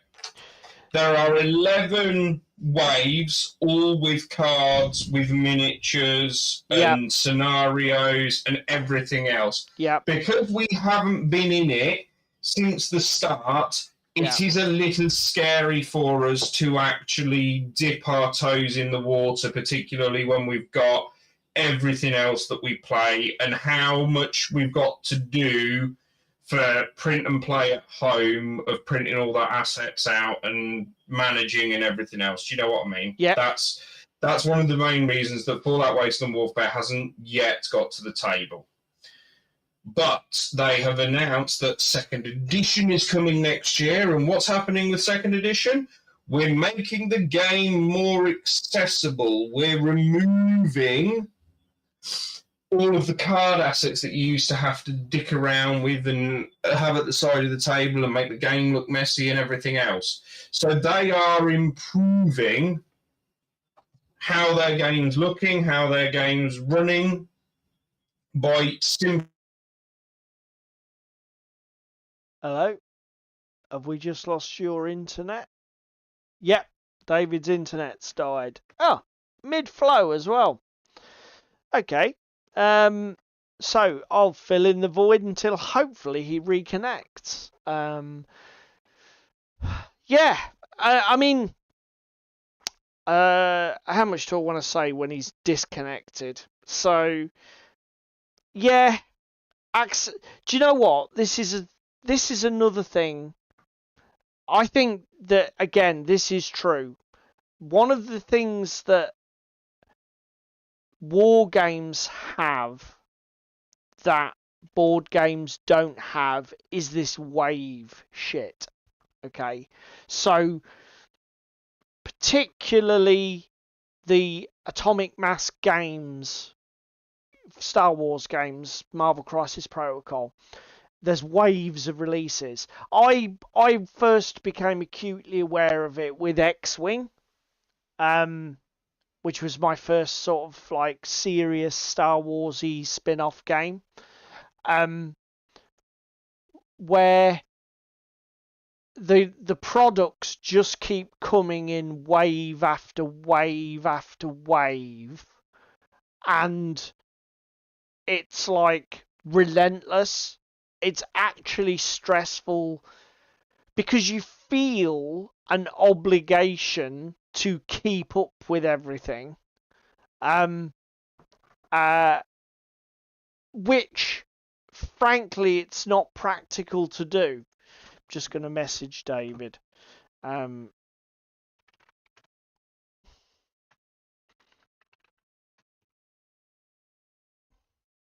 See if he's got mobile signal. So yeah, he shut the bed. So, and this is really what David's talking about in the context of Fallout Wasteland Warfare, which is like, once the game gets momentum behind itself and you get wave after wave after wave of product, the problem with that is,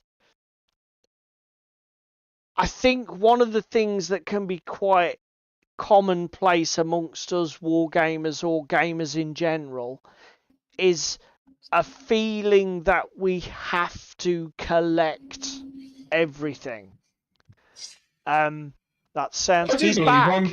He's back. Fuck me. Why did it have to go mid-rant? That was quite funny. Maybe it's sort of like it was trying to save the internet from your salt. I was just saying to the audience, I think you're onto something, because like with board games, you get the core game and then you'll get the supplements, won't you? You'll get prime example, core game with 8 different supplements out there that all sort of change how the game plays and how the game feels, but intrinsically they're all still the same game, but they all rely on you having the core game to play the game.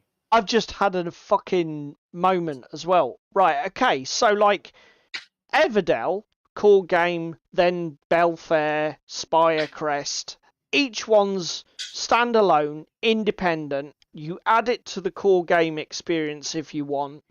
You can mix and match multiples, but they're not really designed that way. They're designed for you to take the game and an expansion and enhance the base game. Yes. That sounds very much like Frostgrave to me. Yes, it does.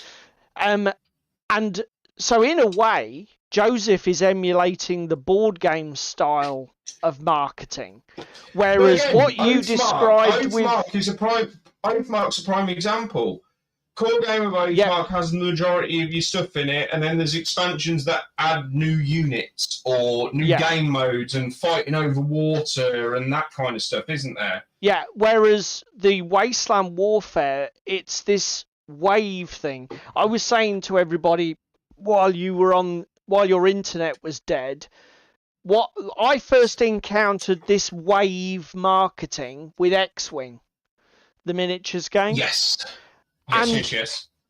It starts off and you buy everything in the wave and it's all fine, and then it just gets on top of you because there's so fucking much of it, and it's like you give it a couple of months and there's another wave, and then there's another wave.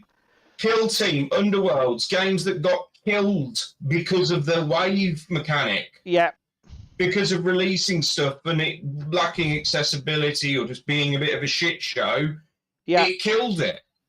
And I think, again, I think you're spot on. I think that something like that does far more to damage a game's accessibility than even the most convoluted rule system does.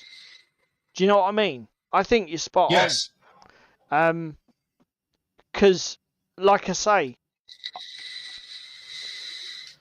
now I'm confused, everybody, because Why are you confused? So I can't see. Let's have a bit of a segue into this fucking kit. So I've got to reproduce that twice, which means I have to. Well, let's show us then. Come on down and show us. Let me see if I can do that. Can I copy this and paste it into this browser? Paste. So we have some railways, and they be built. Oh, I'll come and have a look in your shit in a sec. Let me just share this for everybody at home. This is the bit. Okay, so this is right. So this is where I'm at. So I have this wall section here. Da-da-da, and it's got these verticals, which you can see in the picky. And then I have another one, and I've got to do 2 of these, but I can't find those verticals. Are they not numbered? No, nothing's numbered. It's very unlike TT. There are no numbers. There are just pickies, and that's the sheet where the first pair of supports came from, and you can see the hole because they were back to back. If we can just see the hole there. But I don't know where the fuckers are for the next set, which is intriguing, and not a little confusing. Huh. Interesting choice, TT. Yeah. I like what you've done with that. Taking a leaf out of Modiphius Warcradle's book. And when I say I like what you've done with that, I of course mean I don't like what you've done with that. It's horseshit. Because what the fuck am I supposed to do now? Okay. Well, it could be worse. You could be doing what I'm having to do to this Sarissa terrain. So let's which is take a razor saw to it. Fucking Fucking hell. Should we go to your desk cam and you can Yeah, if it's about. salt the shit out of it. Excuse me, why are you portrait? Come, turn, you bastard, turn. Bloop, bloop. What the fuck? That's all right. We got there. Hang on. Oh, Reload. Technical difficulty. Yes. There we go. Ta-da! Fixed it. Right. it. So, Sarissa, we're gonna. Why is it gone? Disappeary. What? We're back. We're good. What? So, love what you've done here with your straights and the fact that they stick out past the end, and I've got to put a connector in, but I don't particularly want to put a connector in, so these are going to be a bit fragile and exposed. No, you'll have to, mate. They will be broken within the blink of an eye if you do not put a connector there. But your curves, you've given me little gaps because obviously this is a switch set, and you don't want the rails to be touching one another. Mm-hmm. Why the fuck did they stick out 4 miles past the end of this connector? Because I've literally had to take a razor saw and take that much off the tip of it. Well, surely you just fit a connector to it? No, because all of my connectors are on the bottom edges. Oh. That's why I can't put a connector on this, which is... Oh. I don't know. David's brain cells didn't work properly on this one. Oh. Oh dear. Okay. So is it savable then? Actually, I tell a lie. I'm going to put a connector on it like this one. Fuck it. We'll be done with it. And then everything will be off the bottom edge. Yeah, that's fine. I can work. I can work with that because there'll be a connector there, and then we'll just have to connect things a certain way around. Here's what it is. Logic, not my strongest point. How can I fucking tell? But yeah, it's a bit. Shit. What's it called? It's a bit I think that we've put the maths to bed, mate. I don't think that complexity. I don't think that complexity of rules is one of the main reasons why people don't wargame. The main reasons are company related. They're not. And I know that sounds fucking. Oh well, no shit, Sherlock. Their how the company markets their product, etc., is going to affect the accessibility more than the actual rules themselves. Yes, but take Gaslands. Gaslands is a beautiful game. We both love Gaslands. Yeah. You need a rulebook, some dice, and some Hot Wheels cars. You are into that game for the low price of what? Did we work it out to be like 45 quid or something stupid? Yeah, it's very when you buy some templates and some stuff. It's a low bar to climb over. But actually, Gaslands is slightly inaccessible. And it's not inaccessible from a price point of view or the assets or anything else. It's slightly inaccessible because it's a very specific flavour of wargame. It's very particular about the terrain, the cars, the miniatures, and if it's not your aesthetic and it's not your jam, you're not going to be into it. Okay. Yeah, I see what you're saying. And that comes from the game dev and the game designer anyway. I'm finished with my desk cam, mate. I think as well, the other reason that there's accessibility issues around Gaslands is that there isn't a one-box experience. No. Because that is another thing I suppose it's similar to it. It has echoes of the wave problem.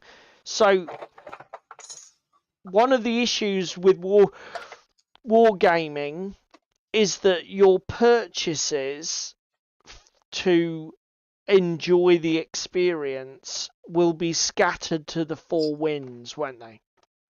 Yes. I mean, they literally might not even be made by the same company. Do you know what I mean? It might be that you know you've got to, like with Gaslands, you buy the rulebook from us, you buy your templates from Sarissa, you get your Hot Wheels cars from the supermarket, then you've got a hobby and convert them with bits of sprues or stuff that you've 3D printed or stuff that you bought from what's that See place resellers. what's that place in Wisbeach that does Renedra? Renedra, Yeah. yeah. Or North Star. Because again, I suppose you could put it broadly under the hobby thing. It's a bit like what makes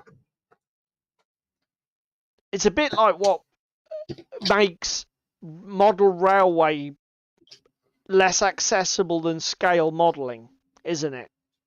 So yes, because you build all of your layout for how you particularly want it to be. But again, you will be buying shit from 1,000 different places with no real plan to work to. You've got to come up with all of that yourself, haven't you? I mean, and yes, if you're into scale modelling, if you want to get into dioramas, then that'll get to be a bit of a can of worms, won't it?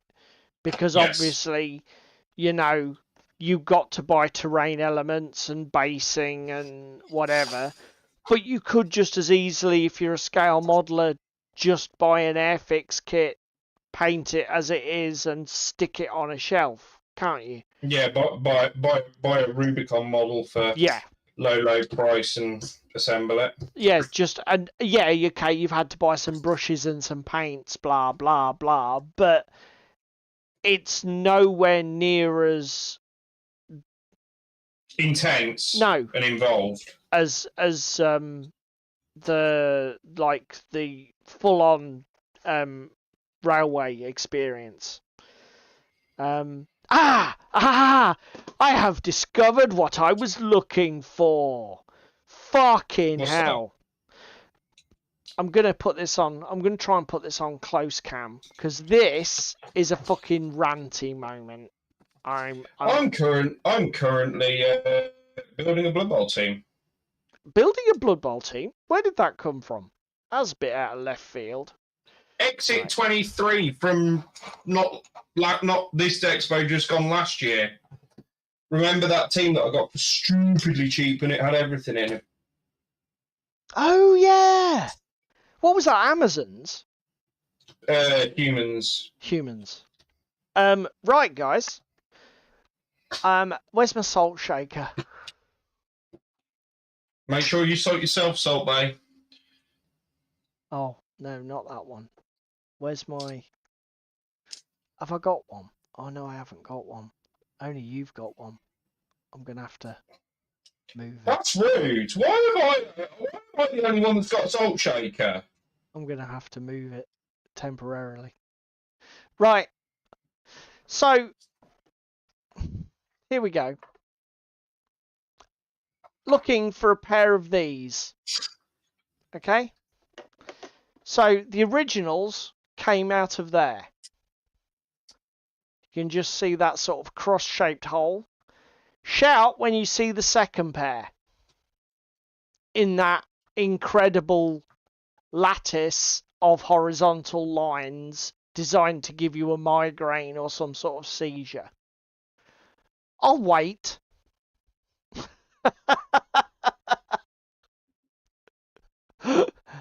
Boom boom! I'll take it as a condiment. Very good. The fuck are they? Oh, I see them. I see them. I see them. Yeah, okay. Yeah. just took you Turn marginally down, no. less time than I did. Fucking hell. Why, guys? Why? You know, just please.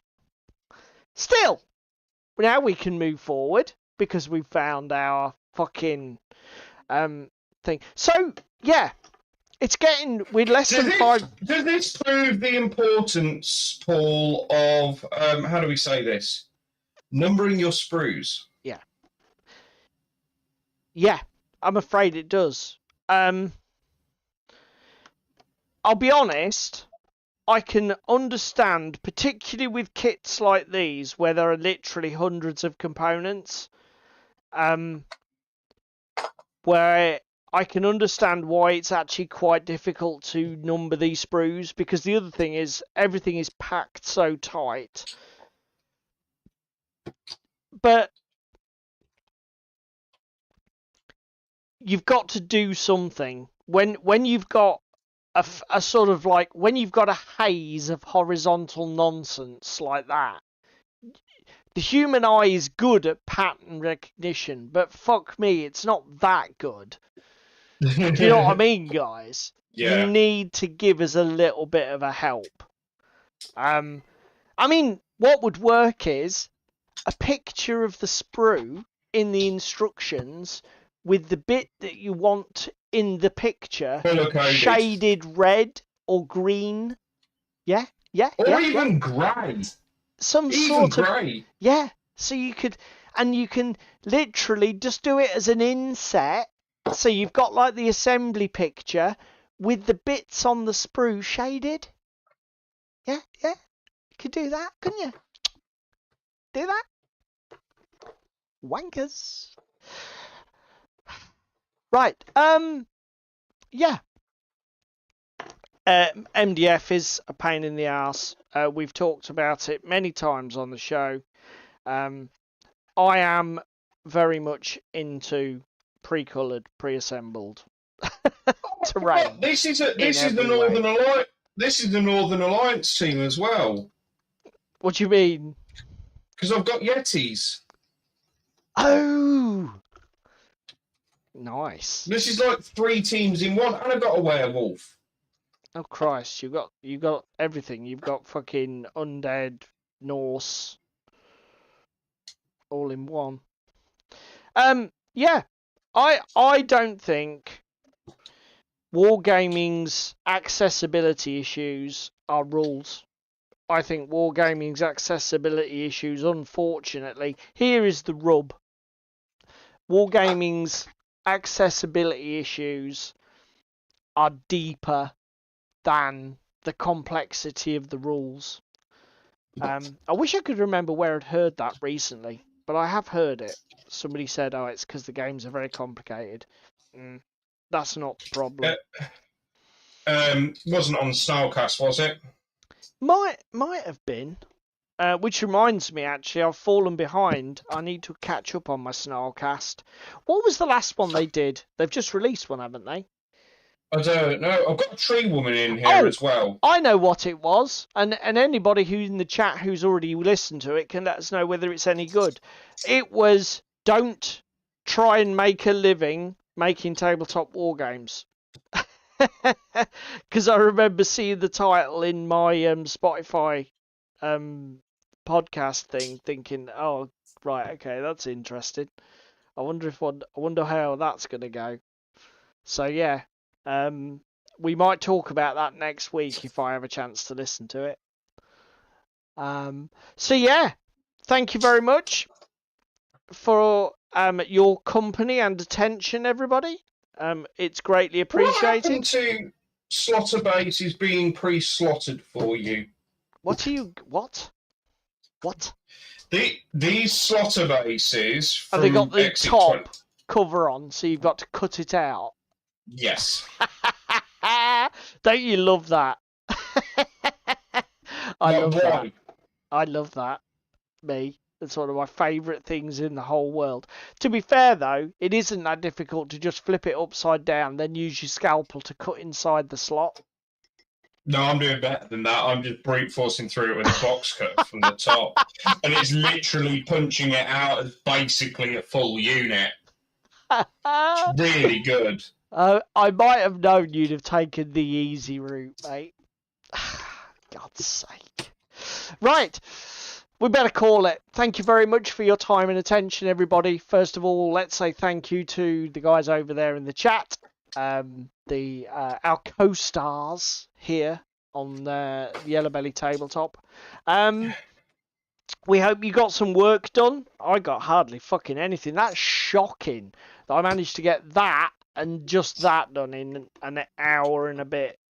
That's whereas brilliant. I got all of my railway tracks built and 3, 4, 5, 6, 7, 8, 9, 10, 11, 12, 13, 14 bases punched through. You finished? Show off. Fucking show off. Finished? No. No. Tall. Look, right. I am the king of efficiency this year. Let's go. Right. We will see you all. Oh, if you can only find time to do one thing, please click the like button. It helps with the YouTube algorithm un poquito de mu. If you want to do the other shit, like share, comment, subscribe, then that's super cool too, but you do that only if you want to do it. All we ask for is a like. And with that, we are going to say our goodbyes, and we'll see you next week. Un petit poisson. A little fish. What? It's another Thursday night. I see Crispin's wearing tights. Spam is getting in the bath. Young David's full of wrath. Paul is tightening his straps. Where on his apron you saps. Technical difficulties, technical difficulties. They're really such a crime. Technical difficulties, technical difficulties. They happen all the time. It's Yellow Belly Tabletop time. It's Yellow Belly Tabletop time. It's Yellow Belly Tabletop time. It's Yellow Belly Tabletop time. It's Yellow Belly Tabletop time. It's Yellow Belly Tabletop time.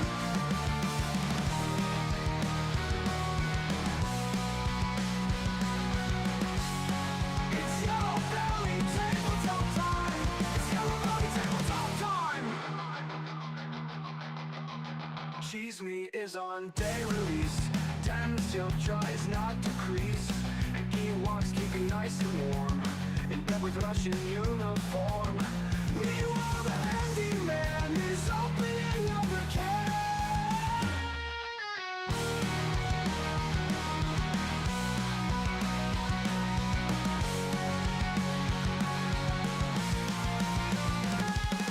Technical difficulties, technical difficulties. They're really such a crime. Technical difficulties, technical difficulties. They happen all the time. It's Yellow Belly Tabletop time. It's Yellow Belly Tabletop time. It's Yellow Belly Tabletop time. It's Yellow Belly Tabletop time. Cheese meat is on day release. Damn chef tries not to crease. The Ewoks keeping nice and warm. In bed with Russian uniform. Meanwhile, the handyman is opening another can. It's Yellow Belly Tabletop time. It's Yellow Belly Tabletop time. It's Yellow Belly Tabletop time. It's Yellow Belly Tabletop time. Cheese meat is on day release. Damn me up tries not to crease. And Ewoks keeping nice and warm. In bed with Russian uniform. Meanwhile, the handyman is opening another can.